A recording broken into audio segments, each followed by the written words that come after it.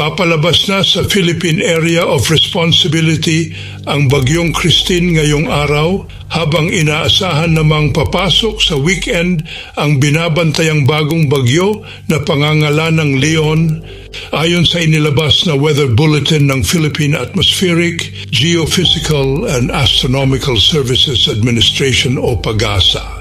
Sa update ng PAGASA, huling namataan ang severe tropical storm Christine 255 km ang layo sa west-northwest ng Bacnotan, La Union o 255 km ang layo sa west-southwest ng Sinait, Ilocos Sur.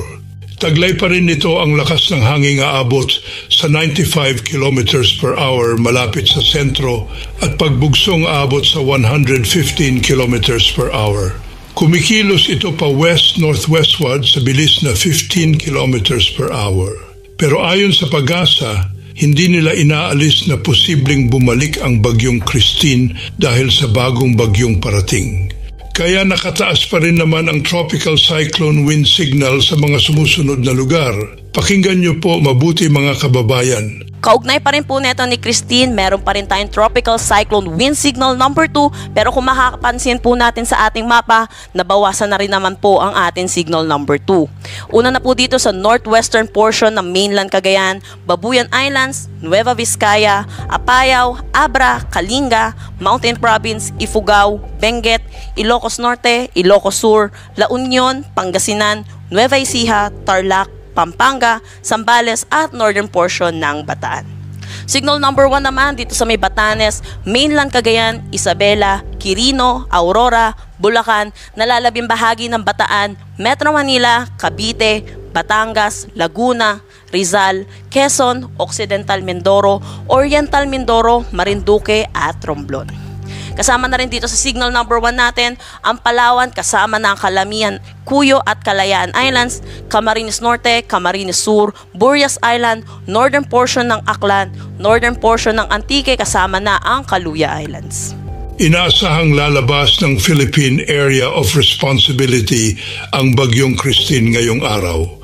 Samantala, posible namang pumasok sa Philippine Area of Responsibility ang binabantayan nilang bagyo na huling namataan 2,235 km ang layo sa silangan ng Eastern Visayas. Taglay ng nasabing tropical depression, ang lakas ng hangin aabot sa 55 km per hour at pagbugsong aabot sa 70 km per hour. Kumikilos ito pa northwest sa bilis na 20 km per hour kung saan inaasahan itong makakapasok ng Philippine Area of Responsibility ngayong weekend.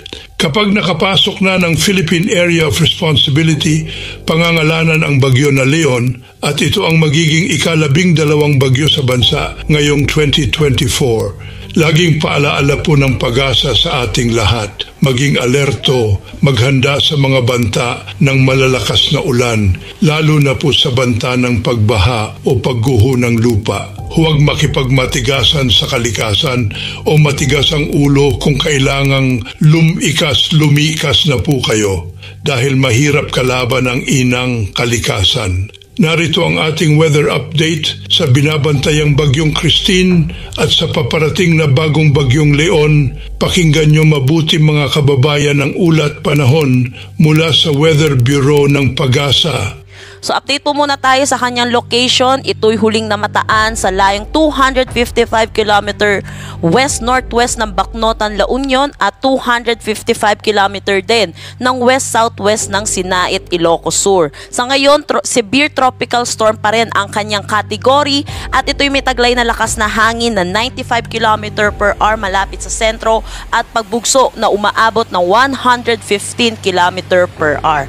Sa ngayon, ang kanyang movement ay west-northwest sa bilis na 15 km per hour. Kung makikita po natin dito sa satellite imagery po natin, palabas na rin po siya ng ating Philippine Area of Responsibility, possible mamayang gabi.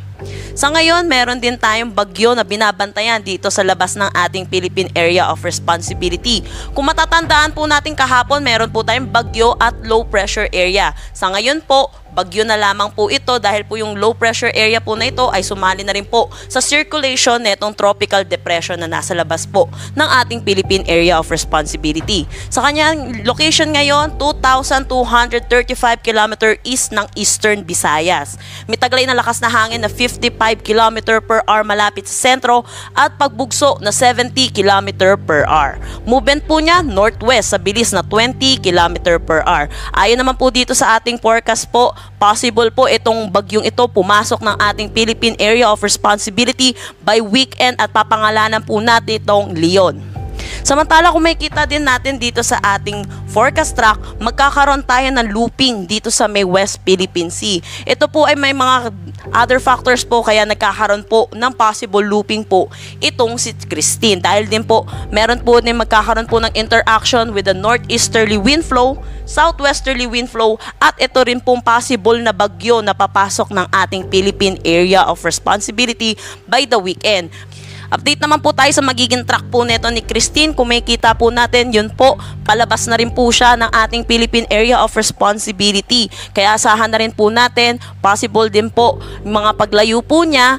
Pero meron po, kung makikita po natin, malaki po ang kanyang radius. Kaya asahan pa rin po natin, kahit nasa labas na po siya ng ating Philippine Area of Responsibility, ay meron pa rin tayo mga tropical cyclone wind signal, lalo na po dito sa western section ng ating bansa.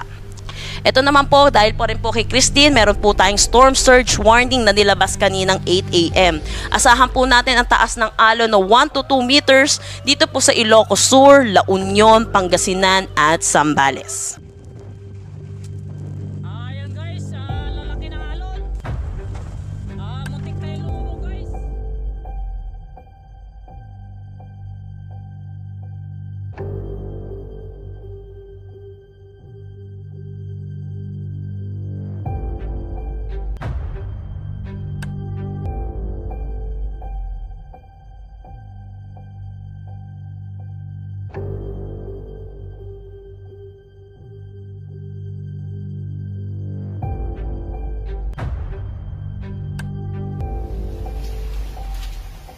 Iyan muna ang ating weather update sa ngayon.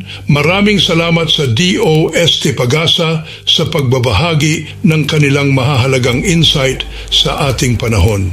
Mabuhay ang Pilipinas!